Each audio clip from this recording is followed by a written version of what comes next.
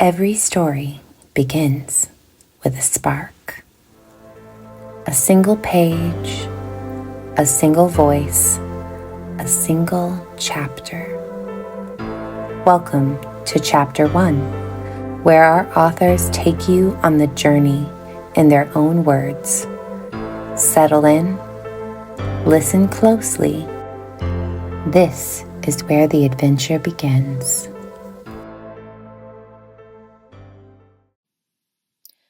Okay, so I'm going to do a little bit of reading from Lione. We're going to do Chapter 1. This is Book 1 of The Falling City, and Part 1 starts with My Enemy. Chapter 1. 17th day of the first moon cycle, the year 994. In the dense forests by the Solon River, Lania lay atop a warm boulder, reveling in the sun on her exposed skin.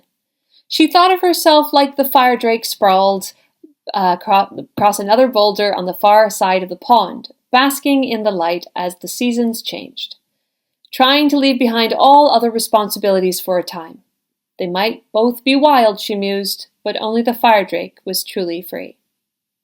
Across from her, the stubborn maple tree's leaves were a red so dark the canopy looked black in the fading winter. The scent of the evergreens mingled with the cold water that swirled in the nearby pool before, like a child called to chores, reluctantly wandering back to the main river. On occasion, Lania tricked herself into dipping a foot into the cold pool, while the fire drake watched on with an expression of sarcastic disapproval, yet it did not fly off, as if amused by the antics of the strange human. Now, stretched out on the boulder with both hands tucked under her chin, Lania contemplated using one of her remaining arrows to spear a fish, but her hunts had been successful, and she had no need for the meat. Seemingly knowing they had nothing to fear, the silver fish flitted about in the clear water directly below her. The fire drake likewise looked on, seeming curious, but not interested in hunting. There were so few of the blessed creatures on the Lionian-controlled side of the river, Lania would not dare harm the fire drake either. These little dragons, the size of a large dog, were the biggest of the dragonkin in the Corelands now. Their larger cousins, true dragons, had been chased away or hunted by the black-haired Lionian conquerors, long before Lania's birth. Seeing the brightly colored dragon lounging comfortably in her presence was a blessing from the one god, she was certain. Although what that blessing might lead to, she did not know. Her eyes drifted up to the old maple tree as one of the leaves released. She followed its lazy fall to the surface of the water. Seeing the ripples, she experimentally squeezed a few drops of water from her hair, let them trickle onto the pool, and compared. The fire drake sat up and stretched its wings, contemplating her and the ripples she'd made. Lania met the yellow gaze of the reptile, and she thought she saw it smile. It was not the first time she'd seen the beasts, but would be a long time before the next. War was in the wind, and the dragonkin would flee the region, likely to migrate south. This last glimpse, however, inspired her, and she nodded to the animal in thanks. It gave a shriek, stretched its wings one last time, and took off through the canopy as a pink and green streak lost in the sunset. In the wake of the flying reptile, a wind blew over the water, and the maple shook. For a second time, leaves fell like drops of blood to spread their ripples over the roughened surface of the pond. Bleeding, the legend said, to die and then be reborn. The maple shed the blood of the forests. This one had clung through the winter in this tiny sanctuary. Lania passed a prayer to the tree in thanks for its selfless act. Perhaps if it bled, she would not have to. The warmth of the sun vanished, and a brisk winter wind blew over the thinning branches of the maple. She could not stay. She had not so much as a cloak to keep back the night's freeze. There'd be frost by morning, but that same frost would melt soon as the one god's right eye again rose over the eastern horizon. Before long, the cold would persist, and should she stay, Lania would freeze. But for now, she could return in the morning, which set a relaxed smile on her face. The fighting was still a way off. Even if the Black Arrow decided to march the army in the morning, she could sneak back down to the river before they left. She stretched idly on the rocks to absorb the last of the warmth from the stone before standing. Despite having spent the day with her bow, she did not feel sore. Strained muscles were too relaxed after the time swimming to complain. It was time to go back. The Nurmi scouts would be returning, and she dearly wanted to hear their reports. How long would the Lionians pursue her father's forces? They had to make it to the far side of the Solon River, where the mountains of the Corelands could swallow them up, but Lionians marched swiftly. They were already too close, although the Black Arrow himself insisted there was still time. She had to believe in him. Her father had been fighting Lionians for decades now. He knew how the enemy thought. Conquerors, all of them, she thought, as if they think at all. The monsters of the south fought. That was all the men of Lione were capable of. As Lania reached for her hide trousers, a chill ran up her spine like the creep of a spider. Her stomach crunched into a stone, and panic flooded over her. She stepped back and shook her head, spraying cold water. Before she could center herself entirely, she was overwhelmed by a sense of undeniable anxiety. The feeling was not hers. It belonged to her twin sister. Fearing Akara had come under attack, Lania dropped her clothing. Pausing only long enough to snatch her bow and quiver off a nearby branch, she bolted from the pond. She was not shy about wearing no clothing, not even boots to cover her cold feet, but she immediately missed her hunting knife. A bow would have to do, as she dared not delay. Without slowing her pace, she swung the quiver into place over her shoulder and snatched up an arrow. She burst from the woods like a stone from a sling and rushed across the field. At the base of the hill where the Nurmi forces had set camp, the meadow was wide and empty. Despite the fear shared from Akara, no enemies were within view. Lania slowed, confused. She saw no threat to the priestess. Warriors milled behind the barricades at the crest of the hill, but they watched with lowered weapons. Although Lania could not see her, she knew Akara was among the onlookers. She felt the urgent emotion lessen when her sister saw her. At the same time, the reason for the feelings became obvious. A single Nurmi scout broke from the cover of the forest line on the far side facing the camp. Glancing often over his shoulder, he fled into the grass like a hare chased by a wildcat. Before the Nurmi men could duck into cover, the pursuing Lionian rider broke from the shadows of the tree. Angling toward the east, with speed blessed by the spirit of the fire drake she had left behind, Lania broke into a sprint, aiming to set herself between the fleeing scout and the conqueror hunting him. The Lionian conqueror rode with his long spear lowered to his horse's knees. His thick leather armor was broken by flashes of starlight in the sunset, metal bands woven between the leather to cover the chest and abdomen. Done in black, the 8-pointed sun symbol of Lione took most of his chest, stark against the blue of the metal leather composite armor. His gray-plumed helm glittered, identifying him as a Yuraki, the lowest rank of officers for Lione. He must have been wealthy. The horse was huge, dappled brown, and partially covered with dark red leather. The monstrous beast reminded Lania of legends of demon horses bred beyond the gate and brought to the world to serve the conquerors. But those were creatures of myth. Years of experience allowed her to recognize the sizable south-bred warhorse for what it was. The mounted conqueror paused at the edge of the forest, in no hurry to catch the doomed scout. For a moment he seemed to admire the situation. An instant later, Lania accepted her error. He was not admiring. He was waiting for his Yorak, his group of underlings. One by one, 5 more conquerors joined the first. Each rode a horse, simple ponies or long-legged racers, not at all like the warhorse. Their armors were identical, although those of the diocese were ill-fitting and new, awaiting when the recruits would broaden their shoulders and fill them out. Monsters, each of them, although they looked like men under their armor. They were slave masters, murderers, destroyers of the one God's world, and heartless beasts. They were Lionians, the conquerors. Lania drove her feet faster, feeling like an owl swooping toward an unwary mouse. The Nurmi scout would never get within range of the camp in time.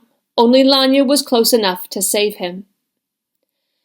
At a gesture from the Yoraki with the grey plume, a diocist with his white plume kicked his horse into a run and brought up the heavy spear. Lania threw herself to her knees, skidding through the cutting blades of dry grass, and brought up her bow. Just as the conqueror reached the upward climb of the hill, he flew off his horse and thudded into the field. She did not doubt her arrow had cut to his throat, piercing under the chin strap of the helm. The world paused for a unified gasp. The 5 other riders, having trotted in formation behind the charging Lionian, came to an abrupt halt. Some logic, the last of its kind to filter into her mind, told Lania to hold off the attackers until others from the camp could join her. The world narrowed into the 5 men in the field below.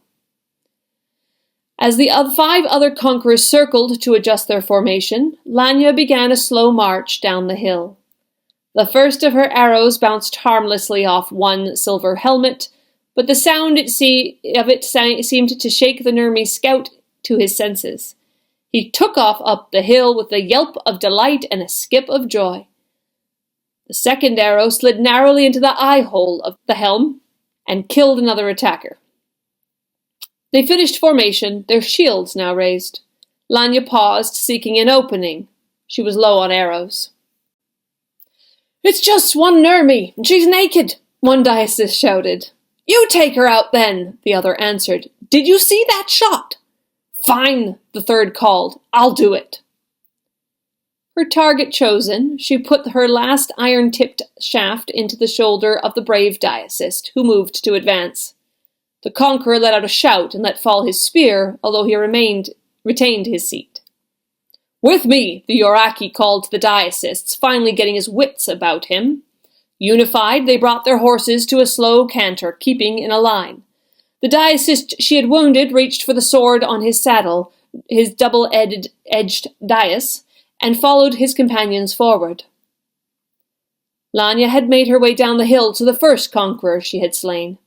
Not bothering to mutter a prayer to counter the pollution of the conquerors, she pulled the dead diocese's dagger from his belt. She felt the chill of the metal creep up her arm and let it feed her smile. Distantly, she felt the priestess whisper the prayer for her. Polluted or not, she again had a weapon. Poised, she waited for their foolishness. Even the Yoraki did not scare her. She'd killed his ilk before. She knew where to put her blade. As the first horse raged past, Lania sidestepped, switched the blade to her left hand, and aimed it low, letting the horse's speed drag the knife across the animal's side. Enraged, the horse threw its rider, then bolted, the girth cut, and the saddle falling to the side. Riding horses made poor war horses. Before Lania could deal with the downed man, the second conqueror was bearing down on her. She lifted the dagger in feint. Anticipating her sidestepping once more, the inexperienced Lionian pulled wide to his right, driving him into Lania when she came up on the other side. She brought the blade down into the rider's hip and sent him to join his companions in the dirt. He quickly bled out into the grasses. When she landed, she had traded the dagger, carried away in the blood and bone of the second rider, for a sword. The easy positioning of the dais had been intended to allow the rider to switch between weapons during battle rapidly. It had placed the blade's grip in easy reach of the warrior's right hand as her left dug home the borrowed dagger.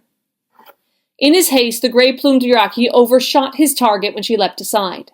Neither Lania nor the Yoraki were able to turn fast enough to press that attack. The first downed diocese rose, brandishing his dagger. He waved the blade in the air like a priest casting a spell, as if entertaining a child, but a battle fury burned in her blood and drove her to action. When he brought his dagger down to block her dais, the diocese grunted in surprise to find Lania's sword already in his gut. His step back had not been enough. One lunge had easily slipped the blade under the layers of metal armor, cutting just over the pelvic bone and deep into the abdominal cavity. As soon as she pulled the dais free, the monster collapsed. As the Uraki turned his horse, the final diacist, with an arrow sticking out of his right shoulder, reached her. He slashed down as she rose from her latest kill, and Lania threw herself into a roll. Coming up as the new rider wheeled his horse, she tried again to dodge aside, but as she turned, she found the horse and rider once more too close for a swing of her sword. Keeping the horse in a tight circle, the conqueror pinned her. Like a cornered animal, she lashed out. Lania's first strike landed on the protective covering of the rider's leg, but on the second, inspired, she struck the foot, cutting to the bone and distracting the diacist. Given its head, the horse shied away from the spinning blade, carrying the diacist away from Lania. Infuriated, Lania threw her diacist into the back of the wounded diacist. It hit point first, and cut between the strips of metal woven into the blue and black armor. The fifth conqueror fell from his horse. The world cleared in that instant. Lania met the eyes of the final conqueror, still mounted and unwounded, as he positioned to charge her, unopposed. The bottom of her stomach dropped out as she realized that her hands, for the first time since she had bolted from the tranquility of her pond, were empty. She stood alone, unarmed and naked, before an armored Uraki, the most experienced of the soldiers here. She was too far from the fallen conquerors to steal another blade, and he would overtake her before she reached the safety of the forest. There was nothing to stop him. Lania suddenly knew what the target felt like when the archer aimed its shot. Lania suddenly knew what the target felt like when the archer aimed their shot. The Uraki was in no hurry. She saw him scan the area, giving Lania a moment to release her breath. A spark of hope flashed as the Lionian glanced up the hill. Her father would have sent fighters down the hill, and by now they should be well within dangerous proximity for the conqueror. If the Lionian was threatened, he would have to flee. Her hope was crushed when she looked up the empty hill. The only thing between her and the sharpened logs of the camp defenses was grass. The camp and every one of its members remained safely behind the barricades. Her father had held his warriors back. She was alone. She'd been abandoned. Nothing stood between her and the conqueror. She should not have been alone. How could the Black Arrow ignore her? He must have known she could do little more than hold them. He could not have expected her to slay all six. She was the warrior, but that was a lot, even for her. The feeling of sickness vanished as her rage surfaced. A growl escaped her as she bared her teeth. She snarled a curse up the hill, knowing he'd never hear it. He'd put her on display, showing her off, using her to build up the morale of the fleeing army encamped above. She was their warrior as foretold by the one god. She could not fall here. Her attention snapped back to the conqueror when the horse stamped its foot impatiently. Lania's rage was transferred from the man watching from atop the hill up to the black-haired invader fool enough to stand in her path. "Come on!" Lania shouted in her best Lionian. To her astonishment, there was no tremble in her voice. Her fear buried by rage, she threw her arms wide in invitation. "What are you waiting for, beast? Come at me, you coward! Come on!" The conqueror flinched, his head turning to search the field. Lania's Lionian words became interspersed with Nurmi.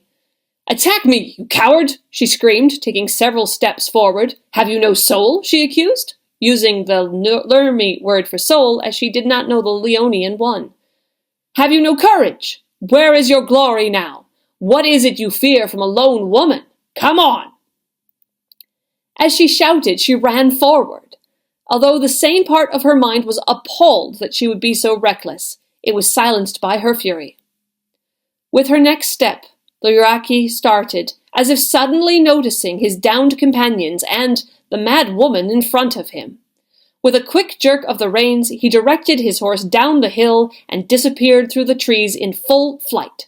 Lania, still screaming insults at the departing conqueror, was truly alone. She did not stop.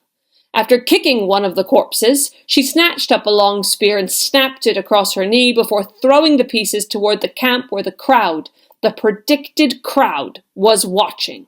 A show. She was naught but a show. "Demons take you!" she shouted, before breaking into a run and running blindly across the field, back into the sanctuary of the forest. She did not stop until she found her way to the pond where her afternoon had been interrupted. She dove in and let the cold water slap her with reality. Lunch could be outside now that the winter rains had ceased. While fellow councilmen took their meals in sequestered corners of the council hall, Aurion Illica Pulphius left the smooth white building and sat on a bench under the swaying poplars. To get to the top of the mound over the half-buried hall, he had used the upper public doors, not the hidden lower doors reserved for the councilmen. That suited him. The people attending the council hall varied. On justice days, the unscrupulous made their required appearances to be judged. On holy days, the priests flooded the space with festivities, trying to attract new faithful with promises of blessings. On council days, the wealthy arrived in carriages pulled by purebreds, seeking to buy influence with thinly concealed bribes. Following these were the spectators. The public was admitted through the upper doors to fill the benches and judge the actions of their governors. They were a mixed group, from vagrants looking for a warm place to rest to the haughtiest of the upper class. Only slaves were forbidden within the wizard stone halls of the council hall. The flux meant anyone could be on the mound above the council hall at any time. A person could get lost in those crowds. Many tried to do so. In his white and black robes, the chain of his district hanging from his neck, Aurion was far from inconspicuous. House guards, familiar faces he fully trusted, flanked him. Sitting to the side in the cool spring air, he hoped to avoid notice while he memorized all he saw. The largest group was the slaves. Awaiting the return of their masters, they staged wrestling matches in a nearby yard.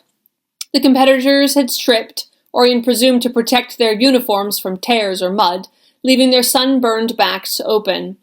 Their tones ranged from the pale, freckled skin of an Esperance to the Santonese's coal-black color, all made bare by their games. To his surprise, they were taking bets, but lacking coin, they shouted out deals of knickknacks, from thread dolls to carved buttons, to each other in Lionian. He wondered what value the items had between races of slaves. Would a Windrasso's button be worth a Santonese's beadwork? It was fascinating to see them treating such frivolous things as valuable. An older man passed between the guards and sat beside Aurion. With fingers stained black from ink, he took an olive off Aurion's lunch platter. "You didn't eat before coming?" Aurion asked, suppressing a smile. "You eat better than I do," Grizzle replied, his voice a characteristic grouse. He popped the olive into his mouth. "And whose fault is that?" The old spymaster pursed his lips under his salt and pepper beard, then spat the pit from the olive. He reached for another, his eyes squinted near closed due to the sunset. His eyebrows united over his brow. "I'd hate to burden your coffers by stuffing myself on mango and quail lunches." Aurion snorted. "I'm sure the budget can afford you getting your own olives." He pulled the platter away from Grizzle. "Council's rejoining in 10 minutes. I'll need my strength. Voluzio's speaking next." Grizzle grunted. "You'll need your patience, you mean?" "That too." Aurion wrapped a flatbread around a chunk of cheese. "I assume you have reason to interrupt my reconnaissance?" He chewed the wrap hastily, having been distracted by the happenings atop the mound. The cheese was as salty as the olives. Thankfully, the council hall provided wine. He would need it. "Is that what you call this?" Grizzle cast his gaze around skeptically. Aurion nodded his head to the side. "Master Jatarius has been arguing with his wife for an hour. He's run out of money for flattering councilmen, and now his daughter needs a new dress for courting." Grizzle did not turn his head to look at the blustering man in his signature two-colored garb of red and black by the stables. She needs more than a dress. He spent most of her dowry, too, Grizzle replied. Of course Grizzle knows, Aurion mused. He doesn't need much for that, Aurion pointed out. Councilman Dracus has a nephew whose prospects are increasingly limited as the slave trade in Santan dries up. Dracus and Jatarius were talking earlier, probably why Jatarius' wife hasn't stormed off yet. If that falls through, they'll have to reconsider Tanfius Galfium, and I know Bellavina would hate to have her daughter marry into that family. Speaking of which, Aurion tilted his head in the other direction. Councilman Galfium is behind the pinnacle there. Met one of his slaves. I suspect he'll be out in a minute. He doesn't have a lot of stamina. One of the councilman's slaves, a large, hollow-eyed Santanese with a shaved head, stood by as a lookout, but his uniform gave him away. One of his slaves or someone else's? Grizzle asked. Sensing the question was a trick, Aurion reviewed what he'd seen. No brand, Aurion realized out loud. Demons, I just about missed that. She's a prostitute, then. Grizzle gave an exaggerated shrug, frowning dramatically. Might be owned by one of Canci's priests. Might be I followed her here. I knew there was a reason I kept you around, Aurion admitted, chewing quickly on the flatbread. A shout of victory rose over the din of the wrestling circle, where a large Windrasso was declared the winner. Considering the man's size, it was no surprise he had tossed the smaller, curly-haired Yasin out of bounds within seconds. Around them, new bets were made, and a woman stepped up as a challenger. A Windrasso as well, her long red braids were tied behind her head. Although she was slightly shorter than the victor, her fists were as big as his. When they clashed, it was like the crashing of ships. What's got your attention with the slaves? Grizzle asked. He was following Aurion's stare, somehow another olive in hand. Aurion swapped the platter to the other side, pulling his eyes from the slaves. High Councilman Malacio's slave is constantly placing bets with Mario's, he said. Every few matches they meet by the gate. Grizzle nodded. Since I'm here, I'll find out what they've been discussing. Brushing his hand off, Aurion stood. I'd appreciate that. That's what your budget is for, after all. A servant threaded between the guards to retrieve the dinner platter from where Aurion had left it on the bench. Grizzle leaned down and snatched up another olive before the servant could whisk the plate away. The servant glanced over his shoulder as he left, eyeing the strange man in black and the placid councilman.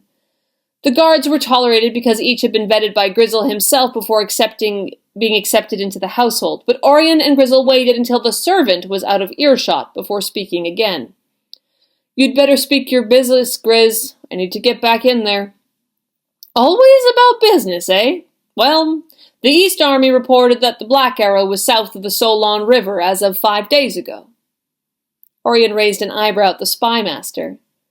The rebel does that a few times a year. Why does it matter now? Grizzle cracked a wide smile, teeth bared like a bear as he contemplated his stolen olive. He's got his daughters with him. Despite himself, Aurion snapped to attention. The twins? The spymaster grinned. Both. Is my horse ready? Grizzle tisked at him, his broad mouth turning into a long frown that stretched his beard to his sternum. The sovereign won't want his councilmen gallivanting into a war zone. He can yell at me when I get back. Grizz, if we take either the Black Arrow or the twins, this threat is over. If we got all three... Not much of a threat. They're a rabble. For now, they get organized and we'll lose holdings in Namara. Doesn't mean you have to go in person. But it means I want to. Aurion met the spymaster's dark eyes. He had not given Grizzle a formal order since the man had joined the ranks of the House of Illica 3 years prior. As master of the household and a ranking councilman, Aurion could insist on obedience, but he wondered how that would affect their relationship. Grizzle had chosen to work for Aurion and proven himself efficient, even ruthless when necessary. To survive in the council, Aurion didn't just need a spymaster, he needed one as good as Grizzle. But Grizzle cracked a crooked grin and said, I've got Balver putting on his Laraxi tabs and assembling his men. Horses await you at the house. Ride hard if you want to catch them. Aurion clasped Grizzle's shoulder and squeezed. You know me too well. The old spymaster shrugged and spat another olive pit. It's my job. Aurion spurred out of the Lione within the hour, the council meeting abandoned. The first chapter has been read, but the story has only just begun. Join us again for more voices, more worlds, more Chapter 1.